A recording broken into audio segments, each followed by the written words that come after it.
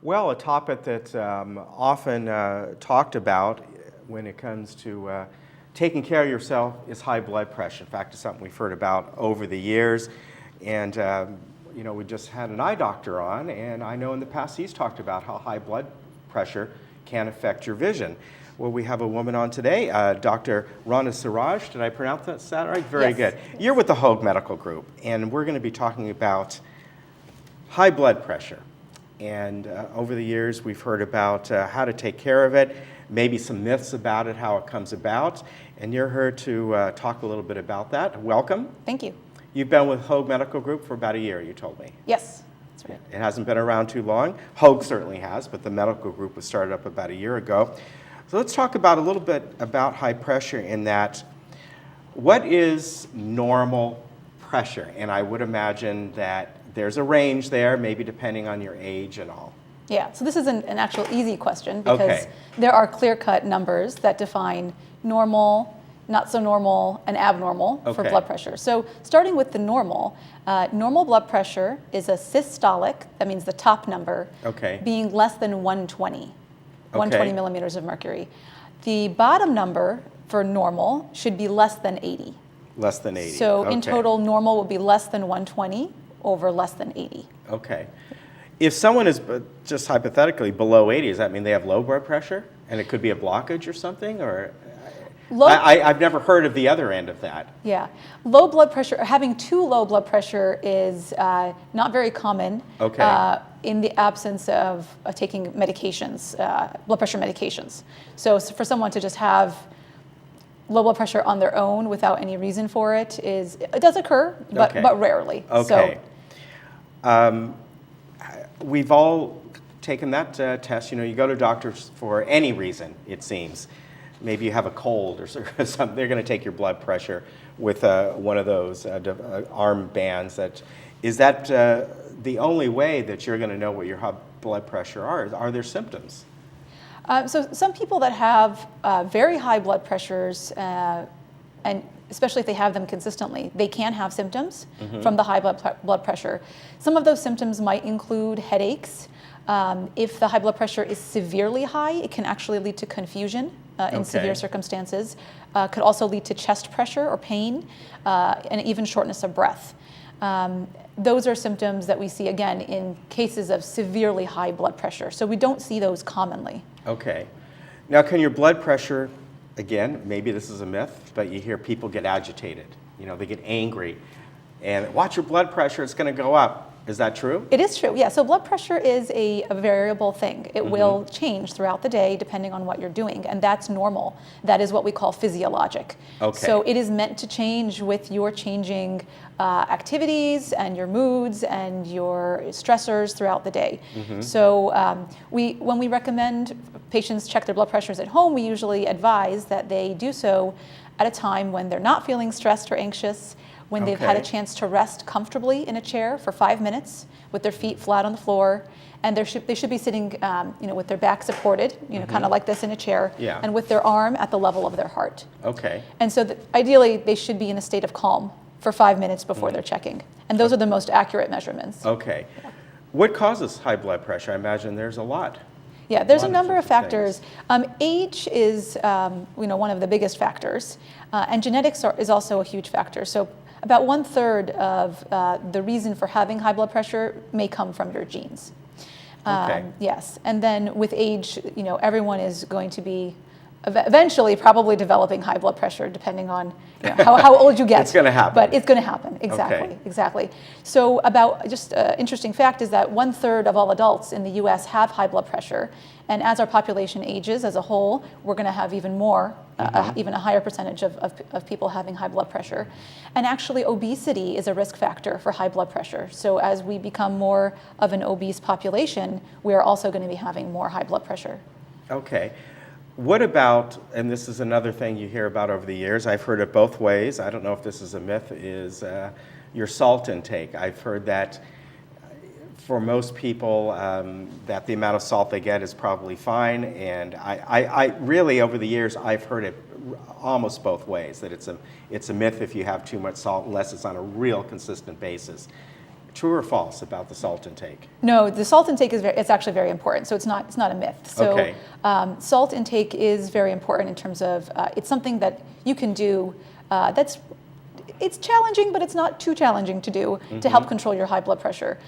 So what we recommend for patients that do have high blood pressure is that they try to reduce their sodium intake such that their total daily sodium intake is less than 2 grams per day. And if you actually make an effort to do that and you look at the labels, it's kind of hard. You have to make an effort. You have to really, be looking at the labels and making a conscious effort because there's sodium in so many of our processed and packaged foods today. So that is something that can help. And just in terms of giving you a sense as to how much that reduction in dietary sodium intake could help reduce your blood pressure, it's estimated that decreasing your sodium intake to that 2 grams or less can lower your blood pressures by about 2 to 8 points. Okay. So it's not a huge difference, but that is actually considered clinically significant. Why does sodium do that? Well, this is related basically to how the physiology and how the body works, and it helps to retain more fluid and volume, and that increases the blood pressure. Okay. Once someone has high blood pressure, what are the type of necessary medications they may take? Or if it's only over a little bit, if you come in and maybe they're 130 or 140, how severe to the point where they really need to get on medications versus maybe changing their lifestyle a little bit? Yeah, good question. So for blood pressures between 120 and 140 for the top number, so 120 to 139, that's considered pre-hypertension, which is the kind of before stage, before you actually have full-blown high blood pressure. We generally do not treat that with medication, and we recommend lifestyle interventions, which I'll get to in a second. Okay. If your blood pressure is consistently above 140 for the top number, over 90 for the bottom number, then you would be recommended to take medications. And there are many different medications out there. Your doctor, depending on your other medical conditions, could help to determine what would be the best medicine to start with. But so generally, if you're over 140, over 90 consistently, you're going to be prescribed medication. So what do you do if you're in that middle zone, that pre-hypertension zone? We talked about having a diet that is lower in sodium. We talked a little bit about obesity, and so I want to touch on this again. Weight loss is very, very important. And people that are able to lose weight are able to reduce their blood pressure significantly. And there's an average of, I would say, about 1 to 2 point drop in blood pressure for every 1 to 2 kilogram drop in body weight.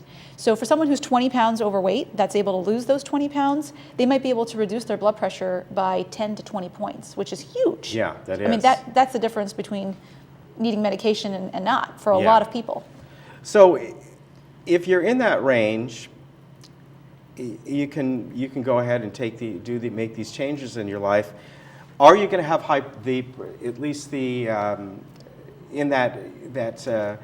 in that range of up to 139? Is that something you have to watch the rest of your life? And if you're above that, do you just assume I'm going to have high blood pressure the rest of my life? Well, people that have very high blood pressure, well over 140, over 90, that are on medications, that have been on medicines for quite a while and have tried all the lifestyle factors are likely to need medicine lifelong. Okay. And so for those people, it's probably a combination of genetics and maybe age-related factors and other factors that are going to be hard to get rid of. But I don't want to downplay the benefit of these lifestyle factors that people can do, which is the weight loss, the diet, exercise, even independent of weight loss. Exercise helps with reducing blood pressure. And also moderation in alcohol consumption. People that are able to cut back on the amount of alcohol they're drinking are also able to reduce their blood pressures. So those factors can help people that have pre-hypertension, that kind of intermediate stage, and even some people that have full-blown hypertension on medications. I have several patients that are able to get off of medicine. Maybe they're taking 2 or 3 blood pressure medications and they're able to stop 1 or stop 2 because of some aggressive lifestyle modifications that they've made. Okay. Yeah. Yeah, all good.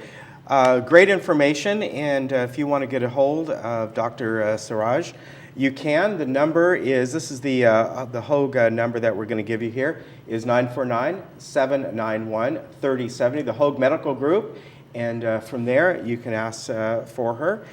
Good information, and thank you very much. And a lot of myths out there that I wanted to find out about myself. Yeah, and, thank you for having me. Yeah, Very good.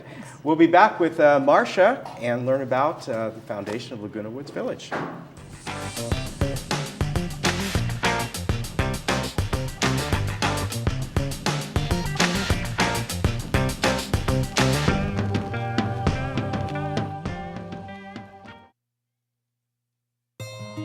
What's happened to healthcare?